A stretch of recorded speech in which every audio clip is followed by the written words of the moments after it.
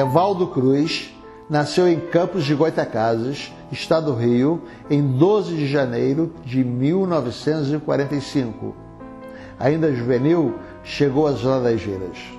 Em pouco tempo, foi aproveitado na equipe profissional, onde ficou até 1966, quando foi vendido ao Cruzeiro de Belo Horizonte. Jogou ainda no Exabe, no Marília de São Paulo e encerrou a carreira no Desportivo Itália da Venezuela em 1977. Foi campeão carioca pelo Fluminense em 1964 e 4 vezes no Campeonato Mineiro.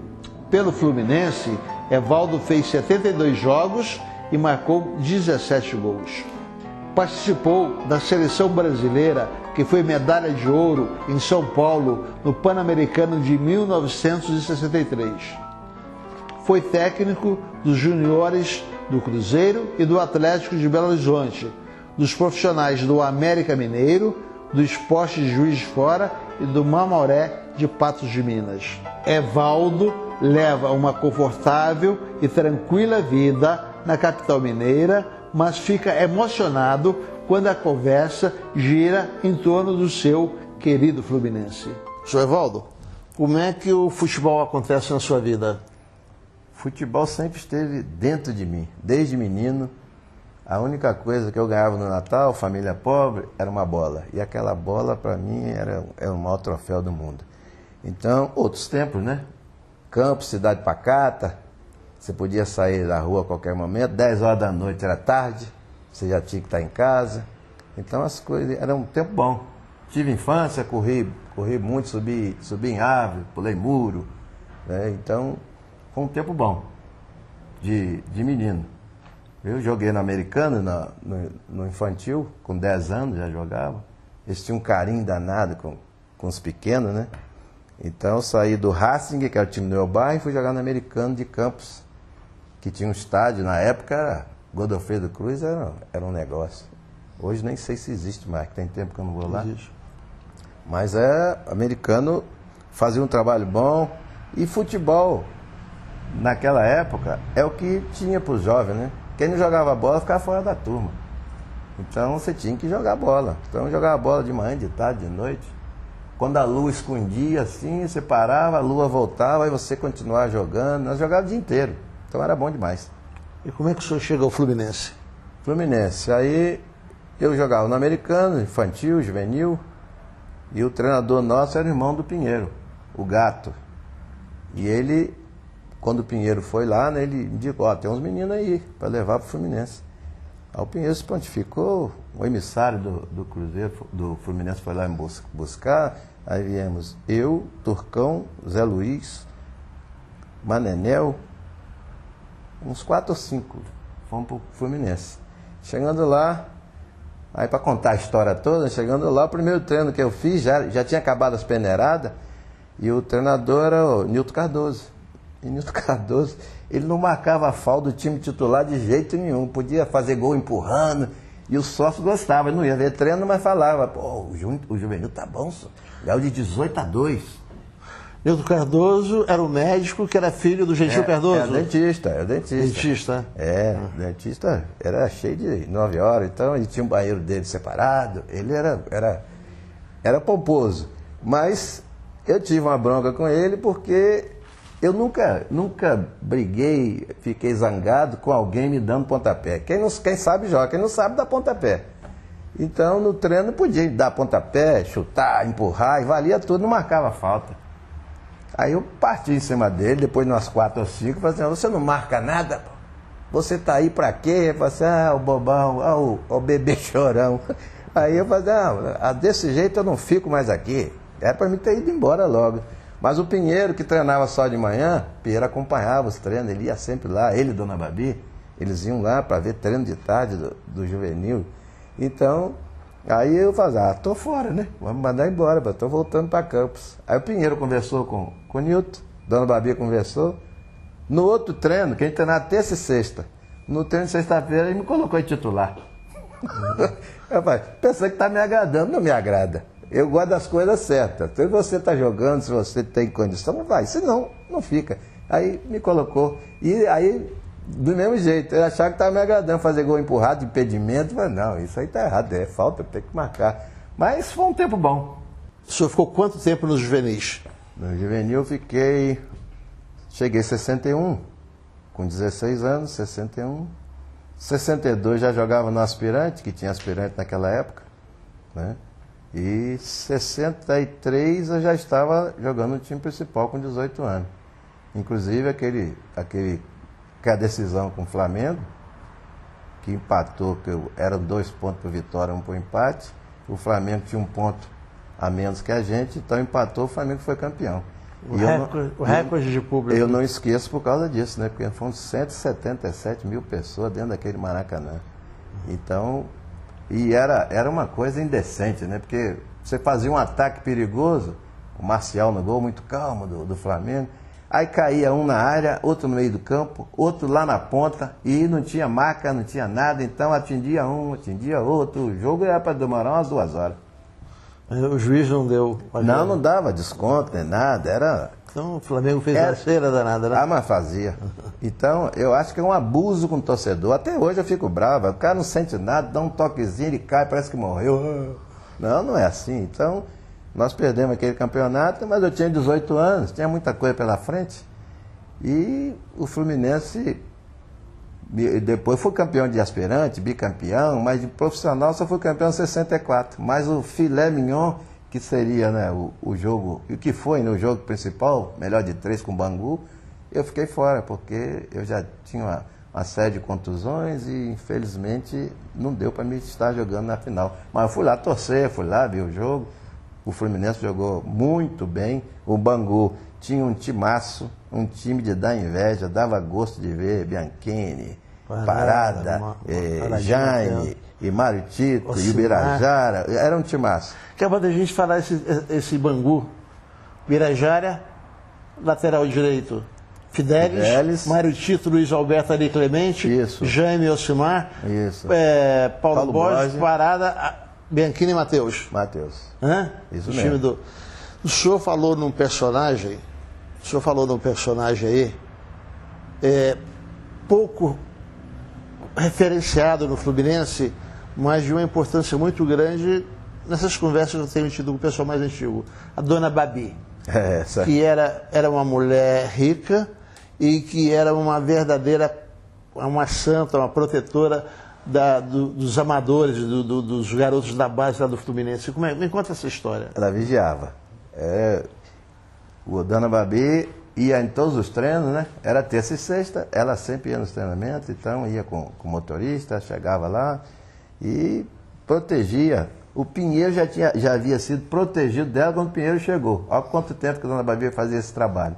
Que o Fluminense, se sabia, nunca ninguém comentou nada. Então, ela perguntava: ô Neguinho, como é que tá? Como é que tá lá? Estão trocando as toalhas? O lençol está trocando toda semana? Se tiver alguma coisa, você fala comigo. Que ela ia direto no presidente, não tinha intermediário, ia no presidente e falava. Então ela ia em todos os jogos, sentava lá na frente, aí ninguém, né, jogador de futebol gosta de anarquia, de contar piada, falar uns palavrões, ninguém falava nada. Ela ia sentadinha lá na frente, com a maior categoria. Mulher sempre bem arrumada, ia para o jogo como se fosse para uma festa. Né? Era uma categoria fora do comum. Eu tive que operar as amígdalas e ela falava assim: ô Neguinho, 6h30 eu tô lá na porta te esperando pra gente ir. Então, 6h30 estava lá com o motorista, me pegava, ia lá, operei lá na Gamboa, no hospital da Gamboa, tirar minhas amígdalas. Eu falei: Dona Babi, não é fácil não. E acompanhava sempre. Quando eu machuquei a perna também, ela ia lá na enfermaria. Tinha a dona Dilá também, que era enfermeira, que era um espetáculo, mas deve ter. Essas coisas vão mudando, funcionários vão mudando, mas a dona Babi não mudou não, ela continuou. E em seguida, quando nós saímos de lá, quando eu saí, já entraram outros, Peri no gol, não sei das contas, ela fazia um trabalho sensacional e deveria ser lembrada mais. As pessoas de hoje não conhecem. Mas se perguntar para os antigos, conhece. Ela merecia uma homenagem. Uma estátua lá no Fluminense. Né? E merecia, porque era pau puro. Fazia um trabalho à parte, né? Sem ganhar nada, pelo contrário, gastando. Ela falava comigo assim: ó Neguinho, Cada gol que você fizer, seria hoje aqui, R$100. Cada gol que você fizer, você tem R$100. Então, eu fazia o gol, teve um jogo que eu fiz 5, eu falei, ó, você vai me quebrar desse jeito. Então, era sensacional. E agora vamos voltar lá no futebol. Quem é que lhe levou para os profissionais? Profissional, eu joguei com Freitas Solis primeiro. Freitas Solis. Freitas Solis era o treinador. E nós não tínhamos esse entrosamento que hoje tem, que o treina juvenil contra o profissional era afastado completamente. Então, quem via jogo lá do juvenil, fala, lá tem um, tem esse, tem aquele. Mas os jogadores do profissional também, eles ficavam eternamente no time. Então, é 10 anos, 8 anos, 12 anos. Então, o time do Fluminense, você sabia de cor salteado, Botafogo, é tudo a mesma coisa. Então, para você entrar, era complicado. Eu levei muita sorte, eu agradeço ter participado de um time que não era o melhor do Rio, mas como organização era mil. O senhor se recorda da escalação de um grande time que o senhor tenha participado no Fluminense? Ah, o time 64 foi um grande time. Castilho ainda jogava, Carlos Alberto Torres, Procópio, Altair e Nonô. Denilson e Joaquinzinho. Era Jorginho, ou Edinho, Amoroso, eu e Matheus. E depois Gilson Nunes disputou as finais. Com o Jorginho também disputou as finais. Primeiro era Jorginho. Timaço, né? Quem o seu melhor técnico que esteve no Fluminense? O melhor treinador que sabia tudo de bola e mais um pouquinho era o Tim. O Tim te mostrava por onde você podia ganhar e por onde podia perder. E não tinha erro. É o Badispador Lima. Muito bom treinador, era competente, sabia lidar com o jogador, porque jogador não é fácil, você tem que saber lidar. Se você faz alguma coisa que eles não gostam, eles ficam melindrados. Então, ele sabia, ele era competente e não tinha muito treinamento também, tinha mais conversa, né? Era, por exemplo, fazia física 2 vezes por semana e 2 coletivos. Coletivo geralmente era quarta e sexta. Então não tinha treino técnico, bate-bola, era muito difícil. Uma vez ou outra que fazia, era uma coisa mais romântica. Um grande amigo que o senhor tenha feito daquela época, que mantém amizade até hoje? Rapaz, os meus amigos eram os campistas que vieram comigo, né? Turcão, Zé Luiz, mas eles cada um foi para um lado, um morreu, outro eu não vejo mais. João Francisco Carne Seca, que mora lá no Espírito Santo. Mas dos profissionais, a gente era uma coisa momentânea, igual estudante, né? Enquanto você está junto, está todo mundo ali, te vê. Geralmente você, por exemplo, eu vim para cá, aí você perde o contato. Eu fiquei um tempão sem ir no Rio. No Fluminense eu fui uma vez só. Então a amizade mesmo, todos eram muito, muito boa gente, né? A gente saía junto, Gilson Porto, inclusive veio aqui me visitar um tempo atrás. Gilson Porto ou Gilson? Gilson Porto. É que jogou no Corinthians? Gilson Porto, baiano, de Feira de Santana. Então, eu morava no mesmo quarto que ele. Então, era o cara que eu mais saía, que eu mais participava das coisas com ele. Se o senhor era considerado um grande craque, por que o senhor saiu do Fluminense? São problemas da vida, né? Eu estava conversando aqui, antes de começar a gravar, que as coisas do passado, as coisas tristes, não é bom nem de comentar, porque o dirigente, mas é bom saber, porque às vezes as pessoas mais velhas falam assim, mas Evaldo saiu daqui, por quê? Pô? O cara jogava bem, e quer dizer, eu não queria sair, porque eu sempre fui Fluminense, desde menino, desde que eu me entendo como gente, eu sempre fui Fluminense. Então fui jogar no time do meu coração, e meu maior prazer é jogar no Maracanã. Então joguei no Maracanã, joguei no time que eu gostava, mas eu machucava demais. Inclusive por causa das amidas, por causa de foco dentário. Quer dizer, o negócio não era aqui, o negócio era aqui em cima, né, na garganta e no dente. Depois que tiraram, eu fiquei bom, tranquilo. E eles sempre me usaram, né, mesmo machucado, por isso que eu falo do Tim. Em 64, ele virava para mim, Evaldo, você com a perna só, você joga melhor do que eles, pô. Quer dizer, com os outros ele não falava, mas comigo sozinho ele falava. Então, eu não treinava. Eu jogava, por exemplo, domingo, segunda-feira eles iam lá, davam uma infiltração no meu joelho, tirava aquele sangue pisado Aí eu não treinava nem na quarta, nem na quinta. Sexta-feira eu treinava um pouquinho para jogar domingo. Ficou aqui uns 3 meses. E jogava, tirava o sangue. Jogava, tirava o sangue. Aí teve um dia contra o Flamengo que eu corria, o meu joelho já não ficava balançando e eu não tinha mais controle. Falar, não tem jeito, agora tem que operar. Aí eles operaram, foi quando eu deixei de jogar as finais do campeonato carioca de 64. Porque eu fiquei, antigamente a gente ficava 3 meses, 4 meses para recuperar de uma operação de menisco. Hoje eles fazem com 10 dias, 15 dias, que não faz muito buraco. A tosse era arrebentar o joelho assim, abrir para tirar. Então, eu fiquei fora dessas finais e eu não tenho mágoa nenhuma. Nenhuma. Foi comprado pelo Cruzeiro? Foi trocado? Como é que foi? Fui comprado, né? Foi comprado. Porque aí entra o Procópio, né? Porque o Procópio me indicou para o Feliz, que era o presidente do Cruzeiro. Falei assim, não, lá no Fluminense é um menino bom que eles estão meio zangados com ele lá, que ele machuca demais, sei das quantas. Aí o Feliz foi lá e conseguiu me contratar. Só que aqui, o Cruzeiro, aí vamos passar, quer passar para o Cruzeiro? O Cruzeiro era diferente do Fluminense. O Fluminense tinha uma estrutura espetacular na época, e toalha branca, era branca mesmo. Você fazia exames, coisa de rotina rapidinho, né? Medir pressão, sei das quantas, todo dia você fazia esse tratamento, tinha que passar no médico.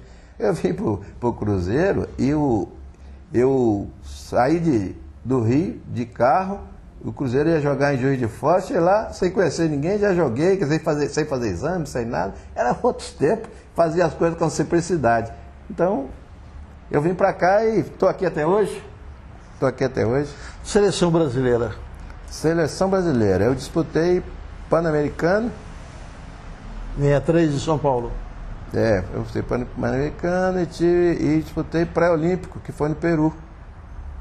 Lá, o Pan-Americano, eu joguei um pouquinho só com a Argentina, porque tinha o Jair Arlindo, Ayrton, que era um centroavante do Flamengo, Zé Roberto, que era do Santos, e acho que eram esses atacantes. Então eu joguei pouco, fiz parte do grupo, mas joguei pouco.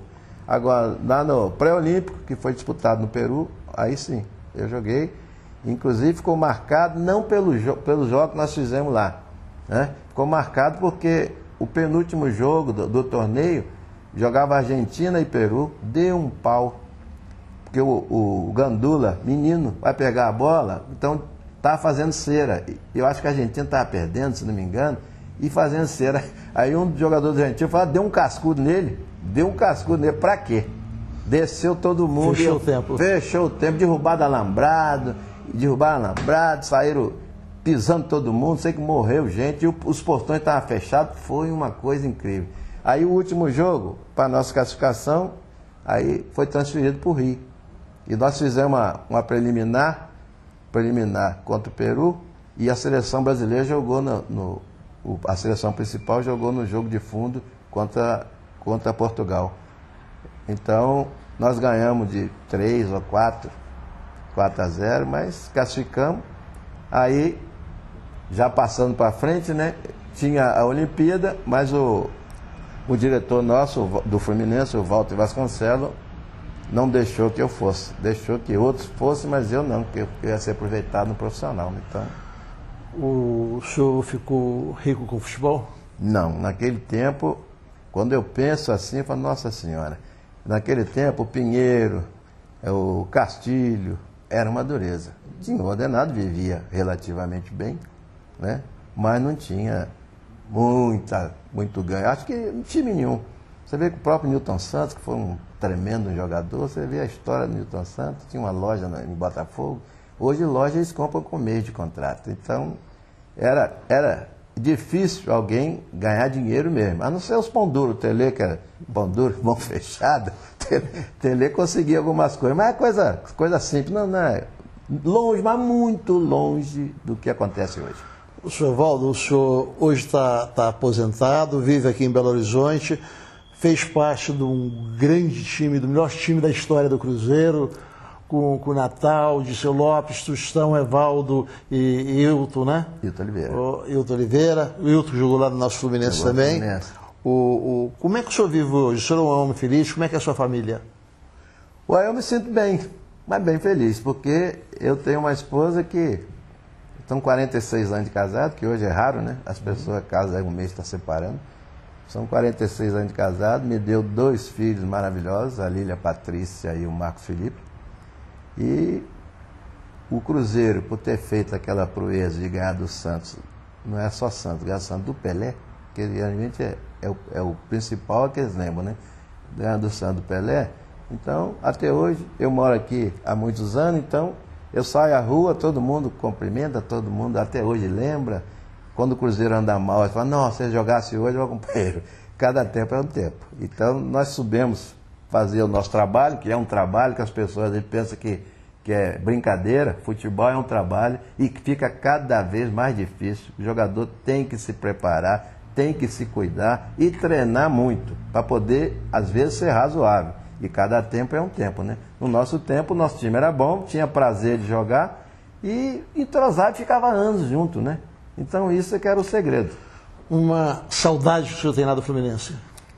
Fluminense eu tenho saudade do tratamento que eles davam, né? Que eles davam para o jogador.